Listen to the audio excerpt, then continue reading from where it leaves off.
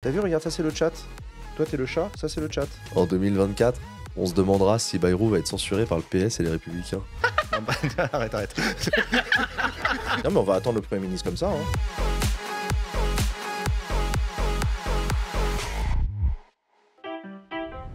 Mais on va se la re-regarder la vidéo de Macron. Hein.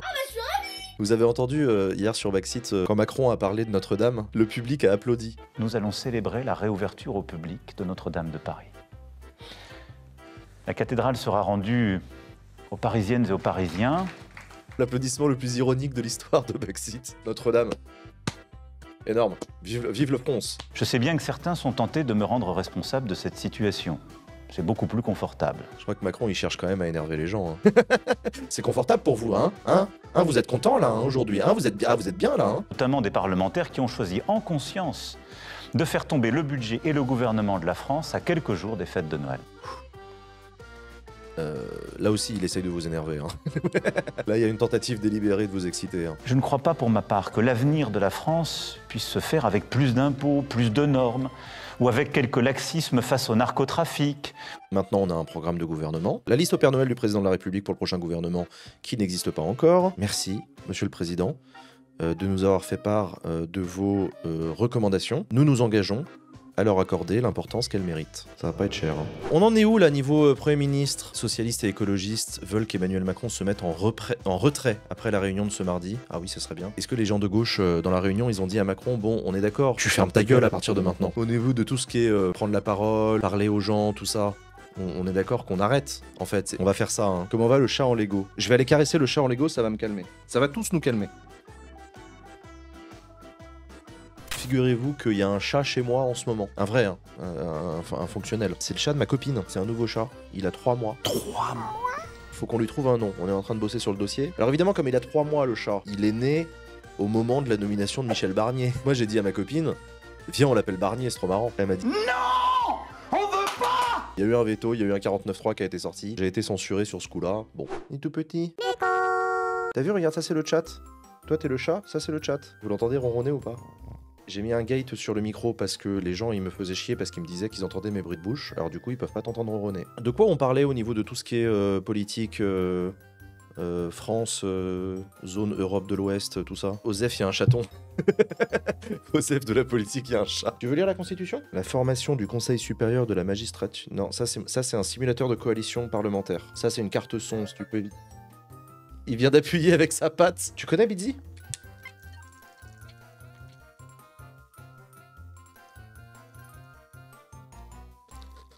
Non mais on va attendre le Premier ministre comme ça. Hein. Qu'est-ce que t'en penses toi de la nomination du gouvernement? Qu'est-ce que tu penses du pacte de non-censure? Est-ce que ça peut marcher? Est-ce que ça peut tenir plus de 2 mois? Tiens, tu veux que je te montre? Ça c'est un tire-bouchon de l'Assemblée nationale. Le rythme était parfait, la soundboard et tout.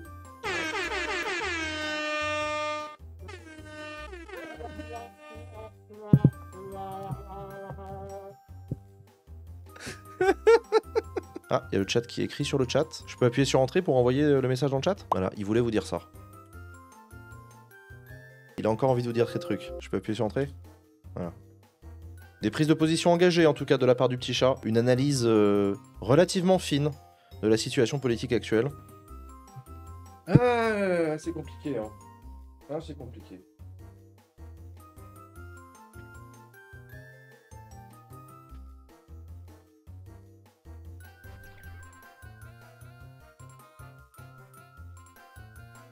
Eh, t'as vu qu'il y avait un arbre à chat qui claque? Il est super l'arbre à chat, regarde. Ah, c'est géré, c'est géré. Dépêche AFP, pas de Premier ministre nommé ce soir. Ce sera demain matin. Ouais, la déception dans le public est palpable. Mais en plus, il est rentré plus tôt, l'autre. Ouais, je sais, il a atterri son avion, il a dit non, pas ce soir. Il a annulé. Non, j'ai mal à la tête. Que jouait la boîte à musique d'Édouard Philippe, qui était sur son bureau lorsqu'il était à Matignon? L'Internationale, la Marseillaise, le chant des partisans, les corons. C'est quoi les corons? Oh, s'il non, te plaît. S'il te plaît. Non. Un peu de culture. Ah non, vraiment, j'ai pas là. Déjà, c'est un chant de supporter, mais c'est un chant sur les gars qui allaient à la mine, là, au nord. C'était les corons. Ah oui, si, d'accord. Tu vois, ça dit quelque chose? Voilà. Je connais pas la Marseillaise non plus. Je vais t'avouer. Ah oui, c'est rigolo parce qu'on a regardé Macron, il y avait ma mère, et il y a le générique qui s'est lancé de la Marseillaise au début. Elle m'a dit, oh, encore cette musique. Je lui dis, mais non, on n'a pas changé de l'hymne, hein. C'est la musique officielle, ce sera toujours la même. Mais elle l'associe aux prises de parole de Macron, elle en peut plus, la Marseillaise. C'est le générique de Macron. Oui. Déjà, qui a une boîte à musique sur son bureau? J'ai l'impression que personne Un questionne mec ça. tellement yeux. Des psychopathes.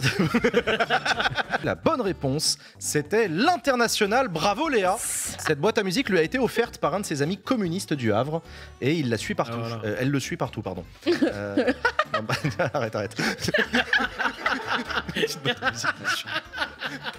C'est comme Fabien Roussel, il y a des communistes qui le suivent partout, il a toujours pas compris pourquoi. C'est ça. Exactement. Ensuite, le lendemain de la censure, donc c'est 24 heures après, je fais une lettre ouverte à Emmanuel Macron. Pourquoi? Parce qu'à l'époque, la rumeur enfle qu'à 20h, il va annoncer un Premier ministre bien à droite, mais en mode rouleau compresseur, c'est trop tard, c'est fini, terminé, bonsoir, et vous pouvez pas censurer, sinon c'est la crise mondiale, le Père Noël annule sa tournée, tout ça quoi. Emmanuel Macron fait son 20h, on sait pas s'il va annoncer un truc ou pas. J'attendais la fin en mode j'ai honte pour vous les Français, je vous déteste, je n'oublierai pas. On apprend le lendemain qu'il va rencontrer des gens, tous les chefs de parti de son camp, plus les socialistes. Et donc là, je dis, tiens, c'est intéressant. Sur les chaînes de télé, je raconte que c'est les 6 ans de mon fils le lendemain et que de toute façon, je rentre à Hénin Beaumont parce que j'ai la piscine à boules avec tous les copains de sa classe. Il y a Ça, un c'est grand très gars cool, à la Hénin avec une piscine à boules, C'était des cool. toboggans. Ça, c'est C'était très, super. très cool. C'était bien. Donc je dis, écoutez, moi, je n'en fais pas une affaire personnelle, je vais pas me rouler par terre, j'ai piscine à boules en plus, j'ai passé une super journée.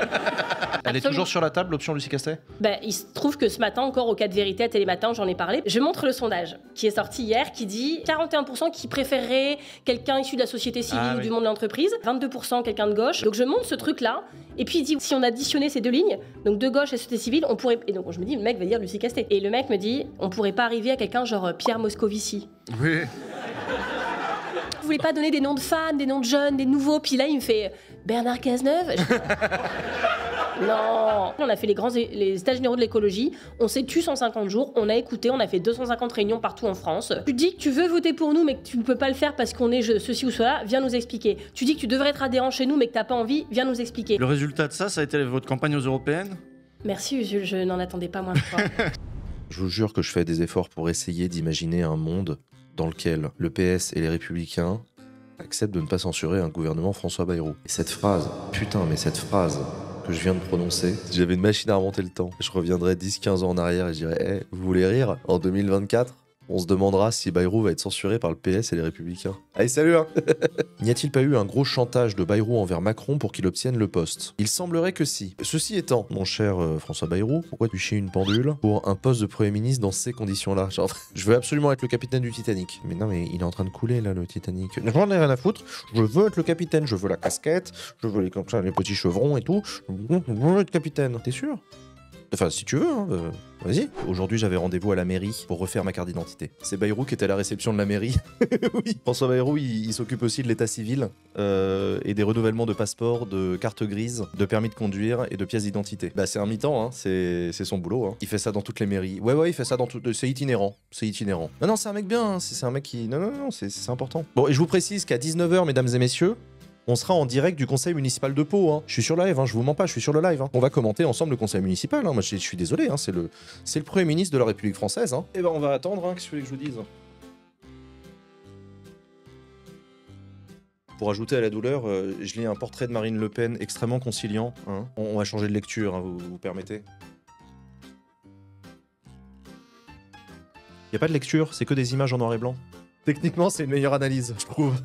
je trouve l'inspiration où je peux. Hein. Je pense profondément qu'on s'est trompé en faisant que deviennent incompatibles les responsabilités locales et les responsabilités nationales.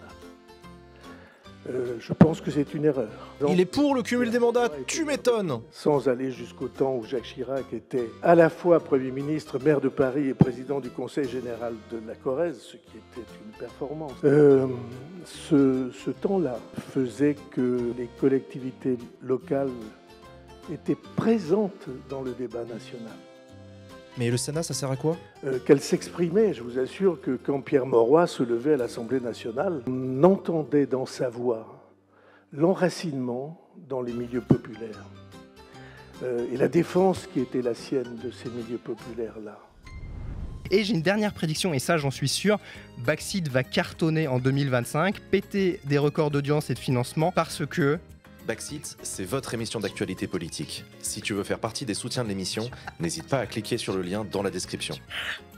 Voilà, j'ai pas du tout dit ça sous la menace d'une éventuelle interruption de ma chronique, hein, bien sûr. Ah, c'est bon, on la Mais garde, on la garde. voilà, merci beaucoup de m'avoir suivi. Prenez soin de vous, passez de bonnes fêtes et à l'année prochaine. Bravo. Merci beaucoup, Vincent. Quel était le nom du blog de Noël ma mère? Pour les plus jeunes qui nous regardent, un blog. Ah oui, c'est un... Il y en a qui n'ont pas connu. Mais j'ai pas connu les blogs. T'as pas connu l'époque Mais non, blog. je suis née en 2001, moi. T'as pas connu la Mais oui. Non, on a directement atterri sur Facebook, mais c'était une transition courte et on est directement allé sur Insta, nous. Enfin ouais, nous, direct. Bon, bah, du coup, Absolument. Ça, je peux te dire. On ne sait pas ce que c'est. Ni Noël, ma mère. Hein. à Dijon, donc, ce 23 décembre 1951, un prêtre a décidé de mettre le Père Noël au bûcher. L'épiscopat français considérait à l'époque que le Papa Noël était une figure hérétique venue des États-Unis et se plaignait qu'elle soit introduite dans les écoles. Basé. Vous allez aimer le petit Jésus, bordel de merde. Pause de Noël, les copains. On se retrouve, je crois, le 23 janvier, un truc comme ça. Bref, on va avoir un mois là de pause tranquille pour pouvoir tous souffler. Toutes les équipes de Backseat que j'en profite pour remercier du fond du cœur pour tout le travail effectué depuis septembre dernier. Chers amis, c'est la fin de cette émission Backseat. Merci à toutes et à tous d'être venus. Je vous souhaite une bonne soirée. Ciao, bye bye.